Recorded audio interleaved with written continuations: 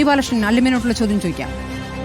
അല്ലമീൻ, യഥാർത്ഥത്തിൽ പാലക്കാട് എന്ന് പറയുമ്പോൾ ഏറ്റവും കൂടുതൽ ശ്രദ്ധ നേടിയ ഒരു ഉപതെരഞ്ഞെടുപ്പാണ് പാലക്കാട് നടന്നത്.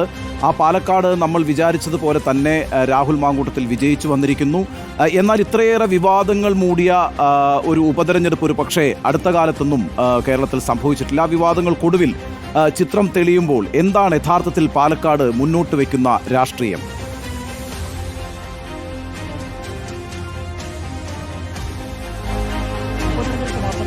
പൊതുതെരഞ്ഞെടുപ്പിൽ പോലും ഇത്രമേൽ വിവാദങ്ങളും ആരോപണങ്ങളും ആക്ഷേപങ്ങളും ഉയർന്നു വന്ന ഒരു സാഹചര്യം അല്ലെങ്കിൽ ചരിത്രം സമീപകാലത്തൊന്നും കേരള രാഷ്ട്രീയത്തിൽ ചൂണ്ടിക്കാണിക്കാനാവില്ല. അത്തരത്തിൽ വല്ലാത്ത രീതിയിലുള്ള പ്രചരണങ്ങളാണ് കഴിഞ്ഞ 1.5 മാസം പാലക്കാട് കണ്ടതെന്നതിൽ സംശയമില്ല.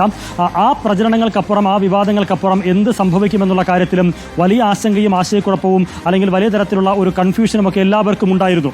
UDFന്റെ കോട്ടയാണ്, UDFന്റെ സിറ്റിംഗ് സീറ്റാണെന്ന് പറയുമ്പോഴും ഒരു ഈസി വാക്ക് ഓവർ അവിടെ സാധ്യമല്ലാത്ത വിധത്തിലേക്ക് കാര്യങ്ങൾ മാറി മറിഞ്ഞിരിക്കുന്നു പാലക്കാട് എന്ന രീതിയിൽ വരെ രാഷ്ട്രീയ വിശകലനങ്ങളും നിരീക്ഷണങ്ങളും ഒക്കെ ഉണ്ടായിരുന്നു. എന്നാൽ അതിനെല്ലാം അപ്രസക്തമാക്കുന്ന ഒരു ചരിത്ര വിജയമാണ് UDF പാലക്കാട് നേടിയത് എന്ന കാര്യത്തിൽ സംശയമില്ല. ഈ വിവാദങ്ങൾ ജനങ്ങൾ ഒരു തരത്തിലും ജനങ്ങളിലേക്ക് ദേശീയിട്ടില്ല എന്നുള്ളതിൻ്റെ വ്യക്തമായ തെളിവ് തന്നെയാണ് ഈ രാഹുൽ മാങ്കൂട്ടത്തിൽ ഇപ്പോൾ നേടിയിരിക്കുന്ന ഭൂരിപക്ഷം.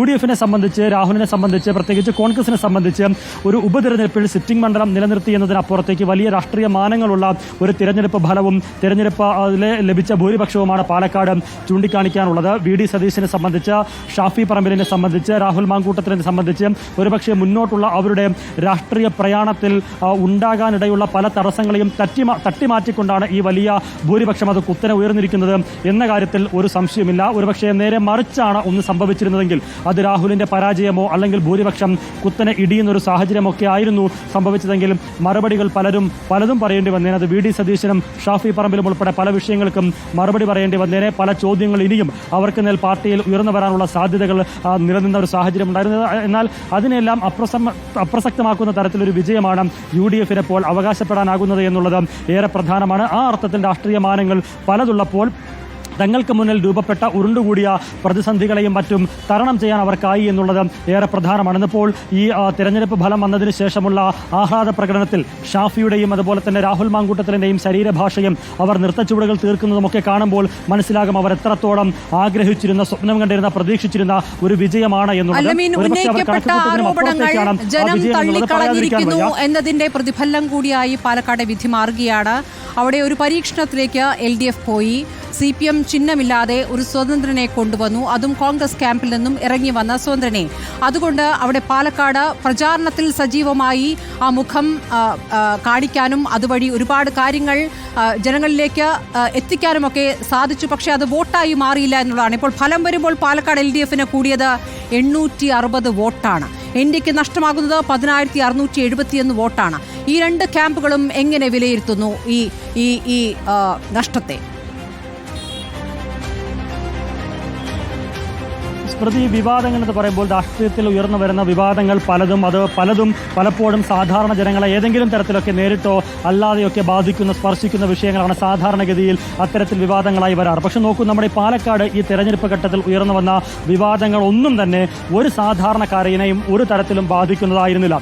അത് സരിൻ കോൺഗ്രസ് വിട്ട് പുറത്തേക്ക് പോയതായിരുന്നാലും, പെട്ടി വിവാദമായിരുന്നാലും, പണമിടപാട് ആരോപണമായിരുന്നാലും, ട്രോളി വിവാദമായിരുന്നാലും, K മുരളീധരനെ സ്ഥാനാർത്ഥിയാക്കണമെന്നാവശ്യപ്പെട്ടുള്ള കത്തായിരുന്നാലും, അങ്ങനെ ഒരു വിഷയവും ആ അർത്ഥത്തിൽ ചർച്ച ചെയ്യപ്പെട്ട വിഷയങ്ങളൊന്നും തന്നെ സാധാരണക്കാരനെ ഒരാളെപ്പോലും ആ അർത്ഥത്തിൽ ബാധിക്കുന്നതായിരുന്നില്ല. അത് രാഷ്ട്രീയ പാർട്ടികൾക്ക് അവരുടെ മുന്നോട്ടുള്ള പ്രയാണത്തിനൊരു ഫ്യൂവലാകും, ഇന്ധനമാകും എന്നതിനപ്പുറത്തേക്ക് ഒരു തരത്തിലും താഴെത്തട്ടിൽ സ്പർശിക്കുന്ന വിഷയങ്ങളായിരുന്നില്ല. അതുകൊണ്ട് തന്നെ ജനങ്ങൾ അതിനെ ആ അർത്ഥത്തിൽ മുഖവിലേക്കെടുത്തില്ല എന്നുള്ളത് ഏറെ പ്രധാനമാണ്. രാഷ്ട്രീയത്തിൽ ഈ തരത്തിലുള്ള വിവാദങ്ങളുമായി മുന്നോട്ട് പോകുന്നത് രാഷ്ട്രീയ പാർട്ടികൾക്ക് ഗുണമാണോ എന്ന് ചിന്തിക്കേണ്ട ഒരു ഘട്ടം കൂടിയാണ്, അല്ലെങ്കിൽ അതിനെ പ്രേരിപ്പിക്കുന്ന ഒരു ഫലം കൂടിയാണ് പാലക്കാട്ട് കണ്ടത് എന്നുള്ള കാര്യത്തിലും സംശയമല്ല. പാലക്കാട് ഈ വിവാദങ്ങൾ, രാഷ്ട്രീയ വിവാദങ്ങൾ ഒന്നിനു പിറകെ ഒന്നായി വരുമ്പോഴും ജനങ്ങളെ നേരിട്ട് ബാധിക്കുന്ന അനവധി വിഷയങ്ങളുണ്ടായിരുന്നു, നിരവധി വിഷയങ്ങളുണ്ടായിരുന്നു. അതൊന്നും പോലും പക്ഷേ ആ അർത്ഥത്തിൽ ചർച്ച ചെയ്യപ്പെട്ടില്ല പുറമേ എന്നുള്ളതാണ്. പക്ഷേ താഴെത്തട്ടിൽ ജനങ്ങളത് ചർച്ച ചെയ്തു എന്നുള്ളത് തന്നെയാണ് മനസ്സിലാക്കാനാകുന്നത്. ജനങ്ങൾ അതുകൂടി മുൻനിർത്തിയാണ് വിധി എഴുതിയിട്ടുള്ളത് എന്നുള്ളത്.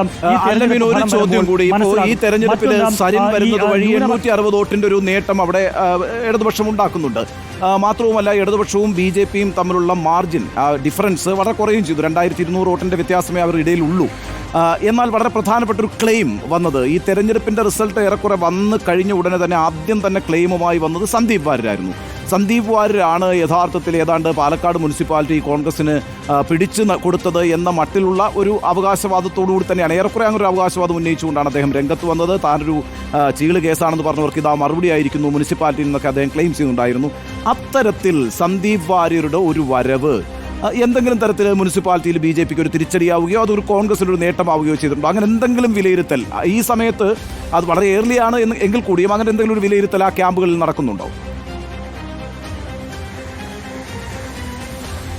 അങ്ങനെ തന്നെ അനുമാനിക്കേണ്ടി വരും ഉണ്ണി ബാലകൃഷ്ണൻ. പ്രത്യേകിച്ച് BJPക്കുള്ളിൽ ആഭ്യന്തര പ്രശ്നങ്ങൾ പലതുണ്ടായിരുന്നു.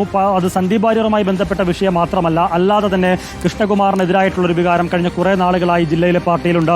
ശോഭാ സുരേന്ദ്രനുമായി ബന്ധപ്പെട്ട് ഉയർന്ന വിഷയങ്ങളിൽ ശോഭാനുകൂലികൾക്ക് പ്രശ്നങ്ങളുണ്ട്, സന്ദീപ് വാര്യരുടെ പ്രശ്നങ്ങൾ ആ നിലയിലുണ്ടായിരുന്നു. അങ്ങനെ വലിയ തരത്തിലുള്ള പ്രശ്നങ്ങൾ ഒരു തരത്തിൽ BJPയിൽ ഉണ്ടായിരുന്നു.